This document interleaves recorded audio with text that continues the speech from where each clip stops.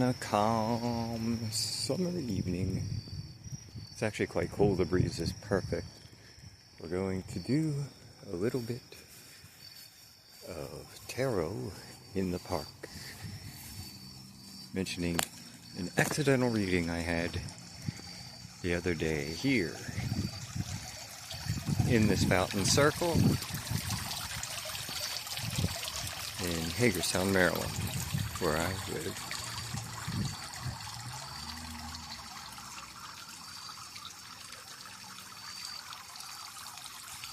What I call an accidental tarot reading. On the ground were 3 cars sort of laying as I walked the path down the sidewalk. So, one of them was the 7 of Wands. 7 of Wands often indicates, sometimes referred to as the card of unnecessary combat. Or combat that you may think you're not doing as well, but you actually have the higher ground in the Rider-Waite Classic edition, which is the deck I have when I have the regular tarot cards.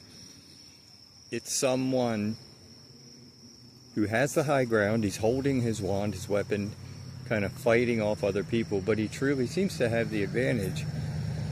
In this card, when it comes up, often means you don't realize that you might have more advantage than you think you do. The next card is the 7 of Cups. Now, cups in this form, these cups are filled with these images coming out of them, and they represent choices. Cups are emotion, cups are intuition. You have these choices. It's time to use that intuition, to use it properly and to focus. So what, from your gut feeling, from your intuition, are you going to focus on? Because if you're someone like me, you come up with a million ideas.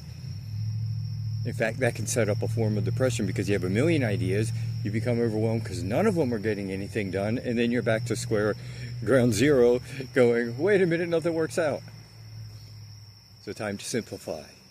Certainly, I agree with that message. Simplicity, simplification. I'm walking around Hagerstown here, as I said. So the next card was the 9 of Cups. Now, the 9 of Cups is sometimes referred to in the tarot as the wish come true card. And it's interesting that it's a follow-up to the 7. And by the way, I took pictures of these cards as I walked by them, so they'll be in this video. The 9 of Cups, and again, cups are wrapped around, it's considered a feminine sign and wrapped around intuition, emotion, reflection, and creativity. Represents these things do come true. The things you're working on, if you focus properly and get out of the unnecessary combats, either with the world or in your head. Because if you're like me, I'm an Aquarius, I live in my head and things ping pong back and forth in my head all the time. Though, I've gotten better as I've gotten older at focusing. And things are starting to work out. I've been asked to do a few things. I've been asked to speak at an event or do a presentation. I was also asked here locally to teach a class on herbal medicine at a store. So I'm starting to see these networkings and relationships, and these are folks asking me to do these things. I didn't ask, and the one caught me, actually they both kind of caught me by surprise. So it's time to let go of those combats, internally or externally. Time to understand that let's focus our vision. Let's figure out what really, because cups are emotion, what really motivates us. What we really want to be our dream in life. The intellect can help, as I say, but you follow the emotions on that one. What makes you feel alive when you wake up? Are you interested in your life? And then the 9 of Cups, being the end one, is very positive, and I've been in a pretty good mood this last week or so. And so it's nice to see, both in some circles around in my networking, as well as just seeing this little accidental reading that was on the pathway on the sidewalk, that it had the positive ending. And trust me, I don't always do positive readings, folks. I'm not one of those people.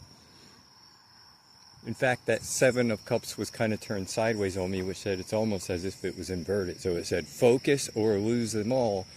So, you know, there was a little bit of a warning, but I got an overall positive out of it, especially with it ending with that 9 of Cups. Like I said, sometimes referred to in the tarot universe as the wish come true card. So if I laser focus, if I get that combat out of my head that we can all do, or with the external world, or that we think is there, then that 9 of Cups will happen. Then that creative realization, visualization, and actualization will occur. This is Daniel Michael from Main Street Universe, the show and network, reminding you of the mysteries and possibilities universe. This time we're not only close to Main Street, they were actually laying down on Main Street in the form of those cards than you have ever imagined. It's a calm, beautiful evening here in Hagerstown, Maryland, my new home in the mountains. Have a beautiful evening, everyone. Thank you, thank you, thank you.